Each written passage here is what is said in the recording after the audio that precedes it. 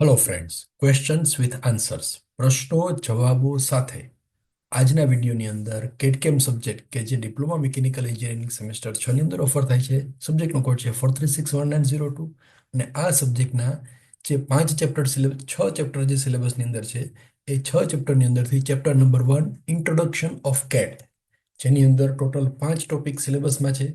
આ પાંચે પાંચ ટોપિકમાંથી ખૂબ જ અગત્યના પ્રશ્નો અને તેના જવાબો આજના વિડીયોમાં આપણે જોવા માટે જઈ રહ્યા છીએ. Question number 1, define CAD and explain its functional areas. કેડની વ્યાખ્યા આપો અને તેનું કાર્યક્ષેત્ર સમજાવો. મિત્રો, આ પ્રકારનો ક્વેશ્ચન પૂછાય એટલે એની અંદર માત્ર 3 થી 4 લાઈન સાચી લખેલી હોય તો પણ પૂરેપૂરા માર્ક્સ મળવાની સંભાવના છે. એની અંદર પહેલી લાઈન લખવાની, the full form of CAD is computer aided design, જે આપણને બધાને ખબર છે. યુઝ ઓફ કોમ્પ્યુટર, હવે કેડની વ્યાખ્યા શું છે? Use of computer in various engineering design is called as CAD. કે વિવિધ એન્જિનિયરિંગ ડિઝાઇનની અંદર કોમ્પ્યુટરનો ઉપયોગ એટલે કે કેડ. જેને વધારે ડિટેલમાં ડેફિનેશન લખ્યું હોય તો આવી રીતે લખાય. It is defined as use of computer systems to assist in creation, modification, analysis or optimisation of a design. એટલે કે કોમ્પ્યુટરનો ઉપયોગ કરીને ડિઝાઇન બનાવવી, તેમાં ફેરફાર કરવો, તેનું વિશ્લેષણ કરવું અને અથવા ઓપ્ટિમાઇઝ કરવું, એને કહેવાય CAD. And computer system is consist of hardware and software. કોમ્પ્યુટરની અંદર હાર્ડવેર પણ હોય, સોફ્ટવેર પણ હોઈ શકે. And use of computer in manufacturing process is known as CAM. અહીંયા કેમની ડેફિનેશન નથી પૂછાઈ, પણ અહીંયા સપોર્ટિંગ માટે સેન્ટેન્સ લખેલું છે કે ઉત્પાદન પ્રક્રિયામાં કોમ્પ્યુટરનો ઉપયોગ એને કહેવાય કોમ્પ્યુટર એડેડ મેન્યુફેક્ચરિંગ. તો મિત્રો, 2 થી 3 માર્કમાં ક્વેશ્ચન પૂછાઈ શકે છે. તો આ ત્રીજી લાઈન છે, દેટ ઇઝ મોસ્ટ ઇમ્પોર્ટન્ટ. એ તમે લખી દો એટલે ઉપરનું જે છે સપોર્ટિંગ એ ન લખો તો ચાલશે. હવે એની અંદર લખવાના છે functional areas. There are 4 functional areas of કેડ.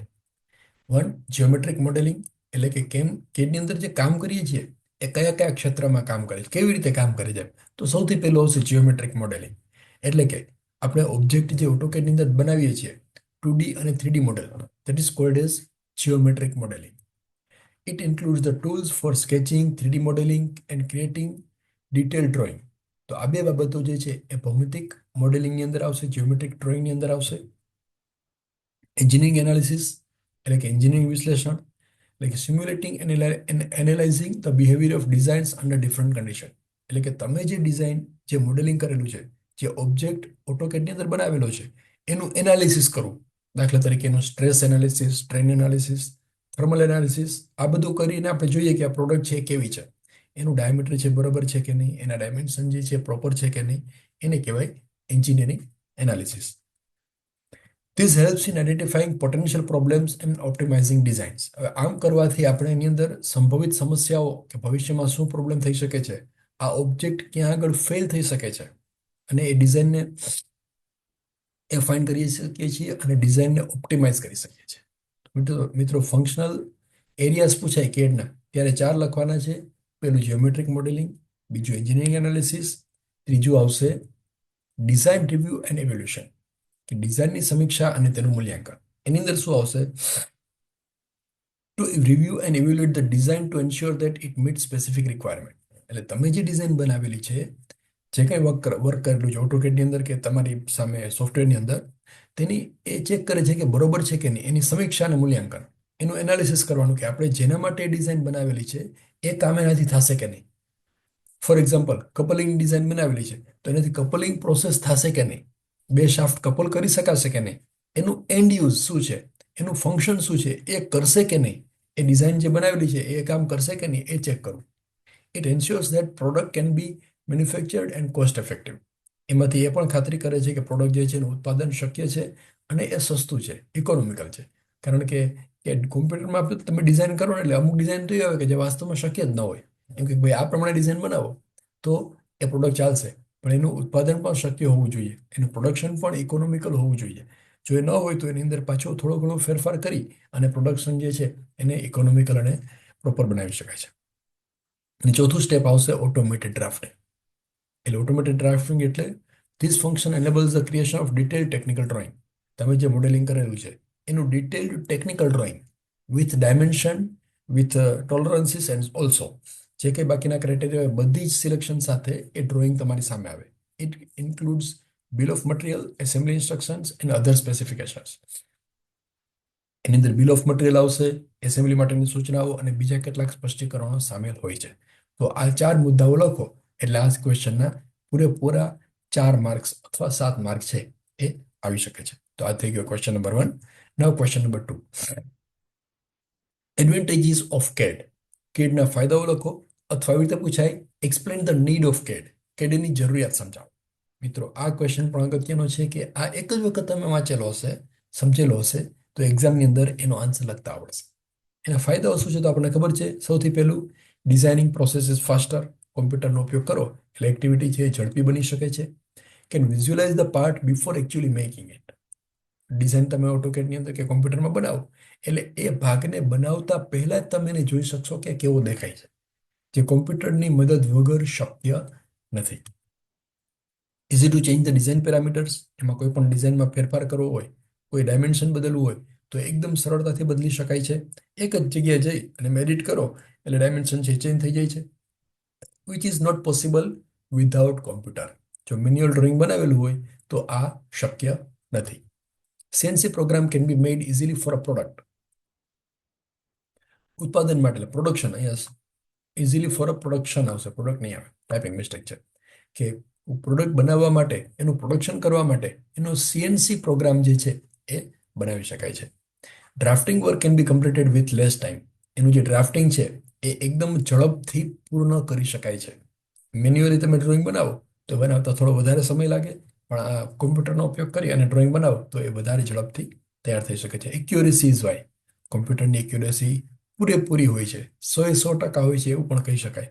કારણ કે મેન્યુઅલ ડ્રોઈંગમાં એરર થઈ શકે છે, કોમ્પ્યુટર ડ્રોઈંગની અંદર એરર હોવાની સંભાવના ખૂબ જ ઓછી છે. So accuracy of the drawing is very high. Complex calculations and complex designs are possible and easy. CAD-નો ઉપયોગ કરી અને કોમ્પ્લેક્સ હોય, એકદમ જટિલ પ્રક્રિયા હોય, જટિલ ગણતરીઓ હોય, જટિલ ડિઝાઇન હોય એ પણ સરળતાથી કરી શકાય છે. And productivity of the factory increases. ફેક્ટરીની ઉત્પાદકતા એટલે કે પ્રોડક્ટિવિટી વધે છે. તો મિત્રો આ બંને ક્વેશ્ચનના આન્સર છે એ તમને આવડી ગયા હશે, સમજાઈ ગયા હશે. એક નાનકડી વાત કરવાની છે કે અત્યારે કેટલા બધા વિદ્યાર્થી મિત્રો કમેન્ટ કરી રહ્યા છે કે કેટકેમ સબ્જેક્ટની અંદર પ્રોગ્રામિંગના વિડીયો બનાવો, બીજા જે ચેપ્ટર્સ છે કેટકેમના એના ઉપર વિડીયો બનાવો. પણ મિત્રો અત્યારે સમય ખૂબ જ ઓછો છે, માત્ર એક જ દિવસનો ટાઈમ છે. માટે એ પ્રોગ્રામિંગના જે વિડીયો બનાવવાના છે એના માટે 2 થી 3 દિવસનો સમય જોઈએ. મેં એની તૈયારી શરૂ કરેલી છે, પણ 2 દિવસ એ વિડીયો બનાવતા થશે. ત્યાં સુધીમાં તમારી એક્ઝામ પૂરી થઈ ગઈ હશે. એટલે આપણે એ વિડીયો માટે વેઇટ કરતા નહીં. પ્રોગ્રામિંગનો વિડીયો અત્યારે આવવાનો નથી. આ એક્ઝામ પછી જ્યારે પણ પોસિબલ હશે ત્યારે એ વિડીયો છે તૈયાર કરી અને આપની સમક્ષ મૂકી દઈશું. પણ અત્યારે આ વિડીયો આજની એક્ઝામ માટે, કેટકેમની એક્ઝામ માટે છેલ્લો વિડીયો છે. So please don't wait for other videos. Prepare at your self. હવેની તૈયારી કેમ કરવી? તો કેટકેમની તૈયારી કરવા માટે અત્યારે જે હું તમને હજી પણ 3 ક્વેશ્ચન આપવાના બાકી છે, આજે ક્વેશ્ચન આપું છું અને મોસ્ટ આઈએમપી ક્વેશ્ચન જે આપેલા છે એ મોસ્ટ આઈએમપી ક્વેશ્ચન તમારે તૈયાર કરી લેવાના છે. અને બધા ક્વેશ્ચનના આન્સરની અંદર મિનિમમ 2 સાચી લાઈન લખવાની છે. 2 લાઈન સાચી લખવાની છે, બાકીની બધી લાઈનમાં થોડું ઘણું મિક્સિંગ હશે તો ચાલશે. એટલે કે કેટકેમના તમે જે મોસ્ટ આઈએમપી ક્વેશ્ચન તૈયાર કરેલા છે, આપણી ચેનલની અંદર આપેલા છે, એ બધા મોસ્ટ આઈએમપી ક્વેશ્ચનના બધા જ ક્વેશ્ચનની માત્ર 2 લાઈનો તમે યાદ રાખી લો. 2 જ લાઈન યાદ રાખશો એટલે આ સબ્જેક્ટની અંદર 100% તમે પાસ થઈ જશો. લગભગ 50 કે 60 ક્વેશ્ચન છે અને બધા ક્વેશ્ચનની 2 જ સાચી લાઈન તમારે યાદ રાખવાની છે. તો પણ તમે એક્ઝામમાં કંઈક લખશો તો માર્ક્સ આવશે, અને માર્ક્સ આવશે એટલે તમે પાસ થઈ જશો. Now question number 4. Draw CAD process diagram and explain in brief. CADની પ્રક્રિયાનો ડાયાગ્રામ દોરો અને ટૂંકમાં સમજાવો. આનો આન્સર લખવાનો હોય ત્યારે એક્સપ્લેન પણ કરવાનું છે અને ડ્રો પણ કરવાનું છે. તો ડ્રો કેવી રીતે કરવાનો? આવી રીતે. એના જે સ્ટેપ્સ છે એમાં પહેલું સ્ટેપ છે આઈડેન્ટિફાઈ ધ નીડ. કે CAD પ્રોસેસની અંદર તમે જે કંઈ ડિઝાઇન બનાવવાની છે એને નીડ આઈડેન્ટિફાઈ કરો. Step number 2, research for the solution. કે તમારી પાસે જે પ્રોબ્લેમ છે એનું કયું કયું સોલ્યુશન હોઈ શકે છે એના ઉપર સંશોધન કરો. Number 3, geometric modelling. તમે ડિઝાઇન ફાઇનલાઇઝ કરી દો કે આ ટાઈપનો પ્રોડક્ટ હોઈ શકે છે તો એનું જિયોમેટ્રિક મોડેલિંગ કરો. એટલે કે એનું 3D ઓબ્જેક્ટ બનાવો CADની અંદર અથવા કોમ્પ્યુટર સોફ્ટવેરની અંદર, એનું મોડેલિંગ કરો. Analysis and optimisation.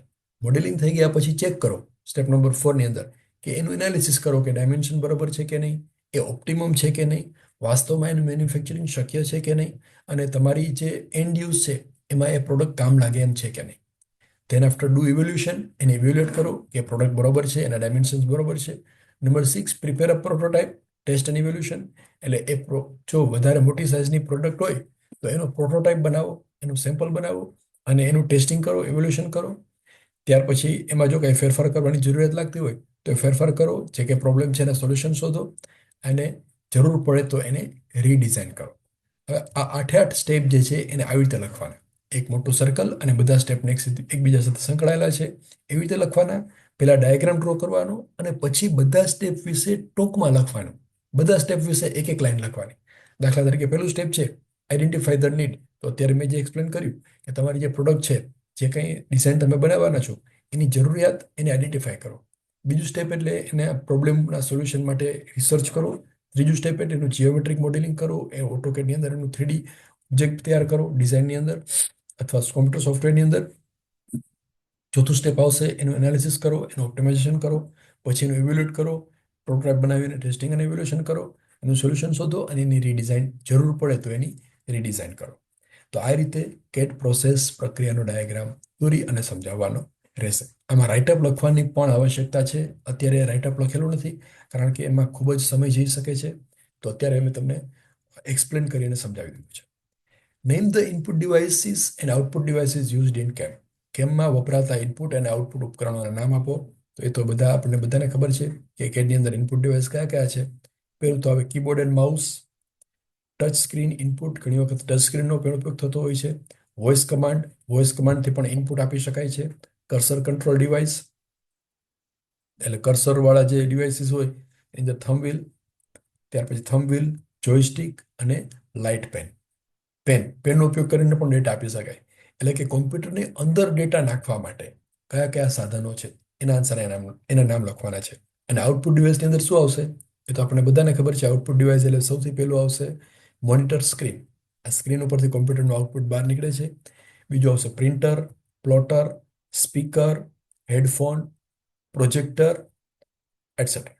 તો આ 6 આઉટપુટ ડિવાઇસ અને 7 ઇનપુટ ડિવાઇસ. આ ક્વેશ્ચન પણ એક્ઝામમાં પૂછાવાની સંભાવના છે. તો આ તો લગભગ બધાને એનો આન્સર છે એ એક વખત વાંચેલો હશે તો આન્સર છે એ લખતા આવડશે. Explain application of CAD. કેડના ઉપયોગો સમજાવો. આ ક્વેશ્ચન પણ એક્ઝામમાં પૂછાઈ શકે છે. તો ઉપયોગો આવશે, એક તો ઓટોમોટિવ ઇન્ડસ્ટ્રીઝમાં એનો ઉપયોગ થાય છે, aerospace industries, product design and manufacturing. હવે આ જ્યારે ક્વેશ્ચન પૂછાય ને ત્યારે બધા વિશે એક એક લાઈન લખવાની.